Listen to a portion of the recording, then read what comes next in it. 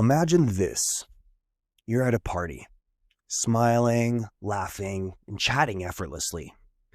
On the outside, you're the picture of confidence. But on the inside, you're just hoping nobody asks. How are you really doing? Does this sound familiar? We've all been there. But today, we're going to talk about why we hide behind this facade and what happens when we finally drop it. Vulnerability. It can be terrifying, but sometimes it's the only way to truly spread our wings and fly. In this episode, we're going to dive into what scares us about being vulnerable and why it's worth confronting that fear head on. So welcome to the Wolverine Lifestyle Podcast, where personal growth meets deep thought and introspection.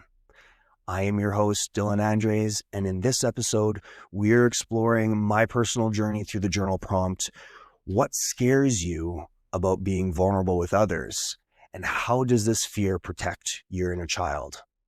Let's get into it. Starting with where all of this fear of vulnerability began for me. Growing up, I wasn't exactly encouraged to be vulnerable with my peers. My parents were great. They taught me it was okay to express emotions, to feel what I felt. But on the outside of the house, things were a little bit different. If I cried in front of my friends or showed too much emotion, it wasn't exactly met with compassion. It was more of a look of confusion and actually a lot of times even mockery.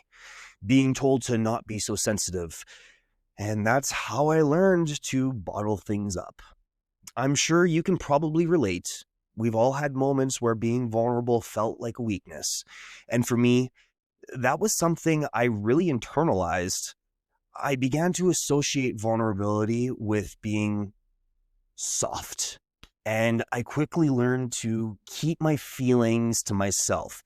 And this became my survival mechanism, which led to building other coping habits that we'll discuss in future episodes. But for right now, take a second and think about your childhood. Were you encouraged to show your emotions, or were you taught to suppress them? How did that shape the way you deal with vulnerability today? As those questions marinate in your brain space, let's fast forward to the experience of my adult years. I became really good at wearing a mask. The facade of, I got it all together. In fact, I became so good at it that people around me, even those close to me, started to believe that I had everything figured out. And I'll admit, of course that felt great. Like, hey, I must be doing something right if everybody thinks that I've got it all together. But over time, it started to feel like a burden. It was as if I was always carrying these dumbbells with me everywhere. I started getting comments from people telling me how they admired how confident and composed I seemed.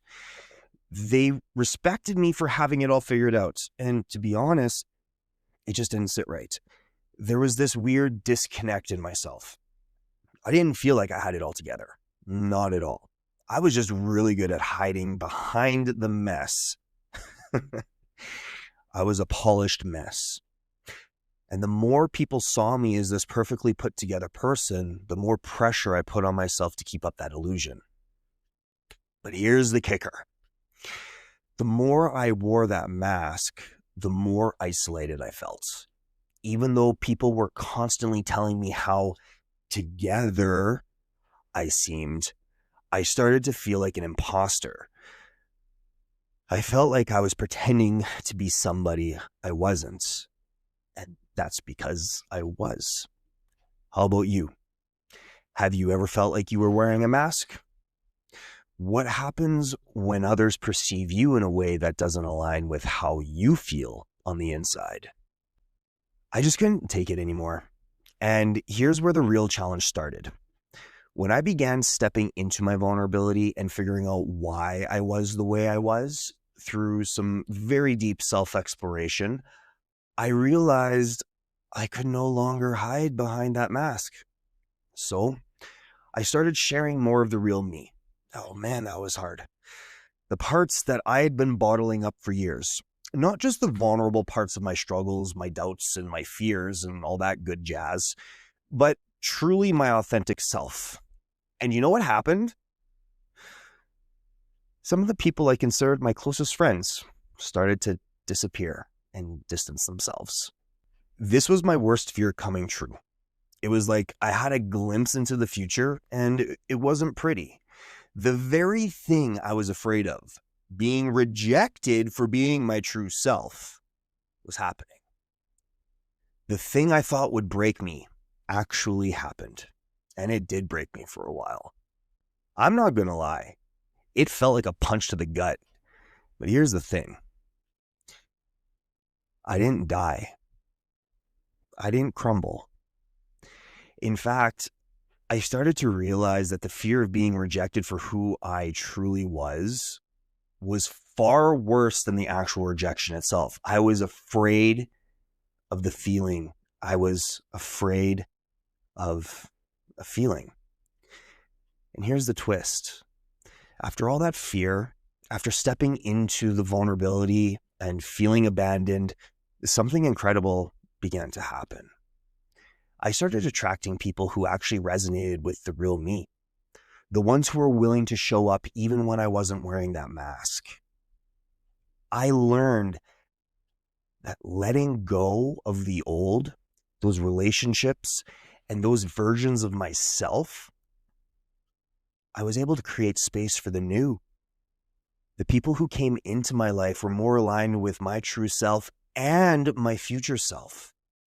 And let me tell you, that is a gift you can't put a price on. And in those moments, I realized something powerful.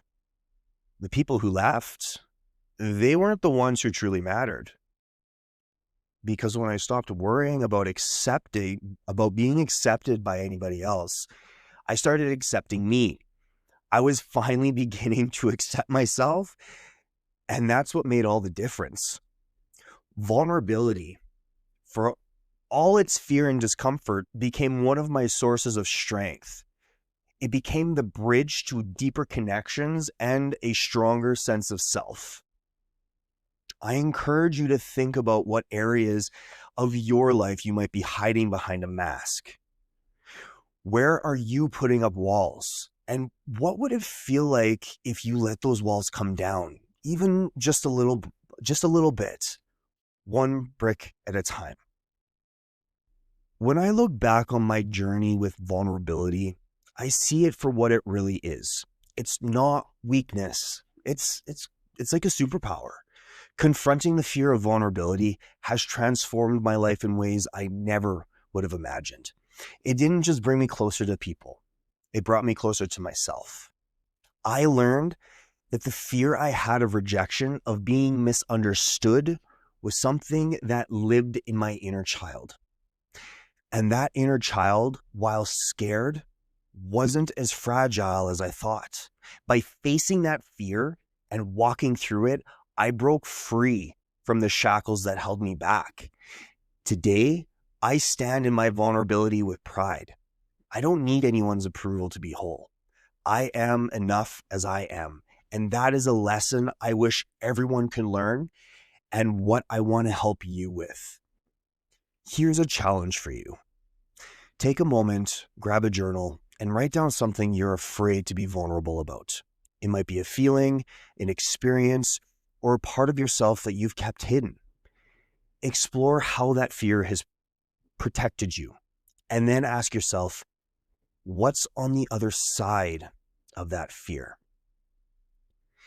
If you said no to that fear, what would you be saying yes to? Vulnerability is not the enemy. It's the key to real freedom. It's the gateway to deeper connections, self-acceptance, and living an authentic life. When we stop hiding behind our facades, we open up the possibility of being seen, understood, and loved for exactly who we are. You know, that version of yourself that only comes out behind closed doors when you're home by yourself alone. I encourage you to take that first step. The path to healing begins with showing up, even when it's uncomfortable. even when it feels like you're jumping off a cliff without a parachute.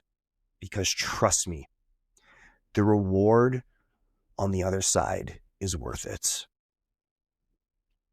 Trust, jump, and the net shall appear. As always, thank you for joining me on this episode of the Wolverine Lifestyle Podcast. If it resonated with you, don't forget to subscribe, leave a review, and share it with somebody who might need it. It's the best way to get this message out there. And if you're ready to take a step further into your own self-exploration journey, grab my free ebook, 30 Days to Know Yourself. The link will be in the show notes, along with all the rest of the links for all the rest of my socials and goodies. Until next time, keep growing, keep reflecting, and keep living the Wolverine lifestyle.